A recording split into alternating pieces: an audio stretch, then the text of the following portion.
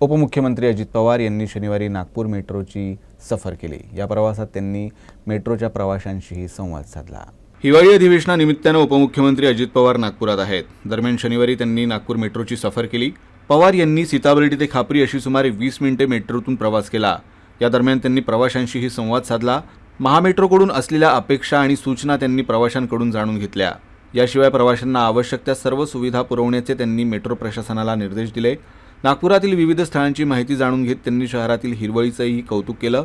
त्यांनी नागरिकांना मेट्रोचा जास्तीत जास्त वापर करण्याचं आवाहन केलं आणि त्यामध्ये बऱ्याच अंशी प्रवाशांना माहिती होण्याच्या दृष्टिकोनातून आमच्या महामेट्रोनी त्याच्यामध्ये काम केलंय। आता आर्डीकरांच्यावरती जबाबदारी आहे, त्यांना इकडच्या भागातली बऱ्यापैकी माहिती आहे। पण माझं नागरिकांना, नागपूरकरांना आव्हान आहे की यामध्ये राज्य सरकार, केंद्र सरकार मिळून मोठ्या प्रमाणावर ज्यावेळेस इन्व्हेस्टमेंट करते हे नागरिकांना सुविधा देण्याच्या करता करत असते।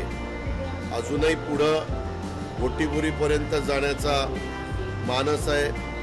त्याच्यामध्ये मध्ये एअरपोर्ट आहे, त्या एअरपोर्टवरून पण प्रवाशांना जाण्या येण्याच्या दृष्टिकोनातून काही व्यवस्था त्याच्यामध्ये करण्याचं त्या महामेट्रोनी ठरवलेलं आहे।